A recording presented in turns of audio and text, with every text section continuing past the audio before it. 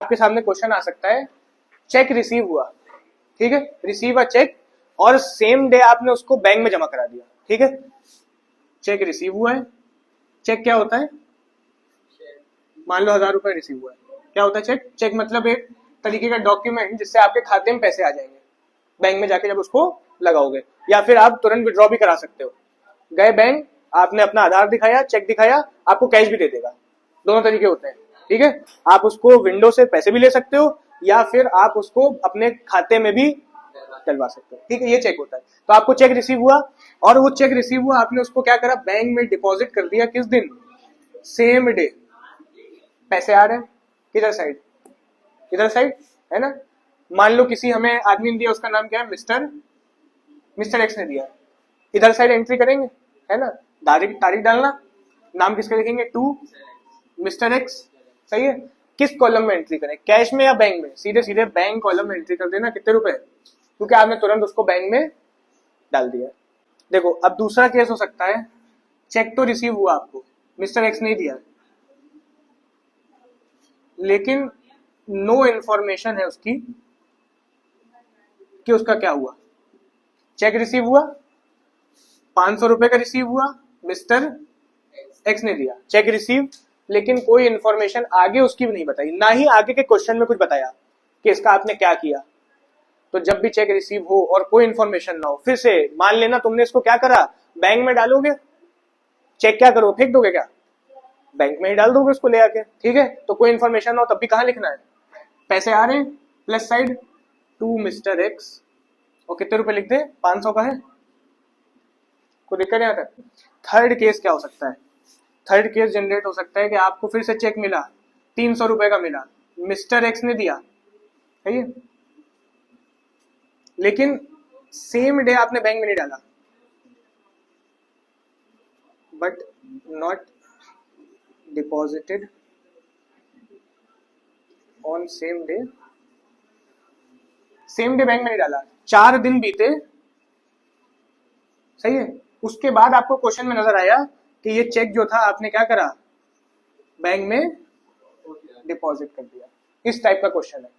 तो जब चेक आए तो आगे की एंट्री चेक कर लेना, अगर कुछ नहीं लिखा है बैंक में डालोगे, अगर लिखा है सेम डे में है तब भी बैंक में डालोगे, लेकिन अगर चेक तो आया हुआ है, लेकिन उसके बारे में बाद में डिटेल दी हुई है कि ये 4 या 5 दिन बाद क्या करा गया, बैंक में डाला गया, तब क्या करोगे? पहले जब चेक आए, इसको प्लस हो रहा है, पैसे आ रहे हैं, इधर ही साइड रिकॉर्ड करोगे, मिस्टर एक्स ही डालोगे, तारीख डालोगे, बैंक कॉलम में नहीं लिखोगे, किस कॉलम में लिखोगे?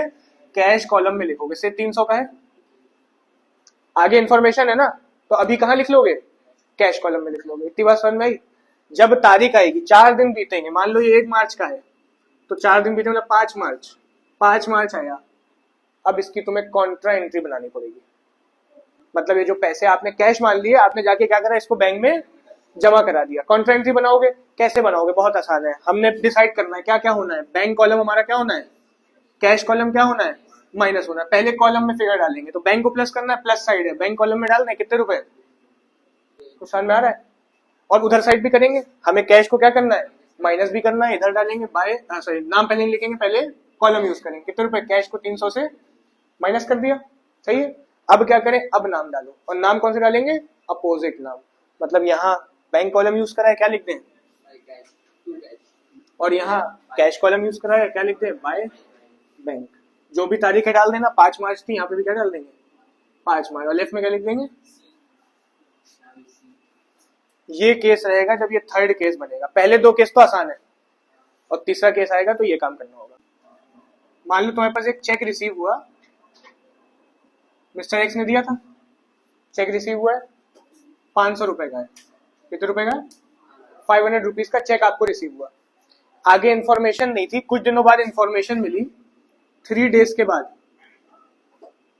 3 दिन के बाद इंफॉर्मेशन मिली, ये चेक आपने क्या करा, एंडोर्स कर दिया, endorse to mister Y. Cheque मिला मिस्टर एक्स से, कितने रुपए का मिला, 500 रुपए का, और 3 दिन बाद आपने उसको एंडोर्स कर दिया। एंडोर्स करने का मतलब क्या है कि आपके पास चेक आया, आपने किसी और को पेमेंट करना था, वही चेक पकड़ा दिया, इसे एंडोर्स करना कहते हैं।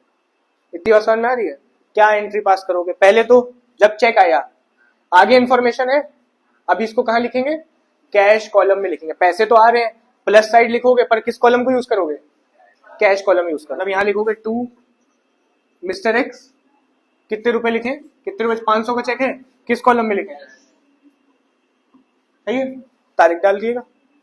3 दिन के बाद आपने इसको एंडोर्स कर दिया, कॉन्ट्रा एंट्री तो यहाँ नहीं होनी है, बस यही चेक उठाया दूसरे आदमी को दे दिया, पैसे आ रहे हैं जा रहे हैं, यहाँ पे तो आए थे पैसे जा रहे हैं, किस साइड एंट्री करेंगे, बाय, नाम लिख दो, किसको देने जा रहे हो, मिस्टर वाई को देने वाले हो, इतनी समझ में आ रही है। और कैश कॉलम यूज करें, बैंक कॉलम, कैश ही कॉलम यूज करोगे, ठीक है। और कितने रुपए, ये एंडोर्स का भी सिचुएशन खत्म हो गई। ये क्वेश्चन में तुम्हें जगह जगह देखने को मिलेगी। ये तो बात हो गई रिसीव हो रहा है चेक, क्वेश्चन आपसे कह रहा है आपने क्या करा है, चेक से पेमेंट करा है, पेमेंट साइड ये है ना, कोई भी नाम हो लिख देना, मान लो तुमने मिस्टर वाई को करा है या मिस्टर जेड को करा है, यहाँ लिखना मिस्टर जेड, बाय लगा के।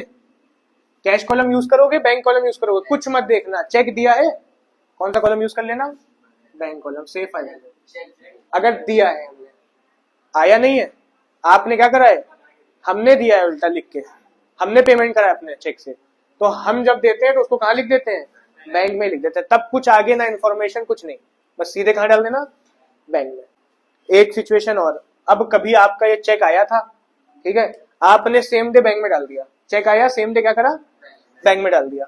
मान लो ये एक चेक आया, हमको दिया मिस्टर एम ने, 500 का चेक था, सेम डे बैंक में डाला, किस कॉलम में एंट्री करेंगे, समझ में आ रहा है, सेम डे बैंक में डाला तो बैंक कॉलम में एंट्री करी, पैसे आ रहे थे इधर लिखा, ठीक।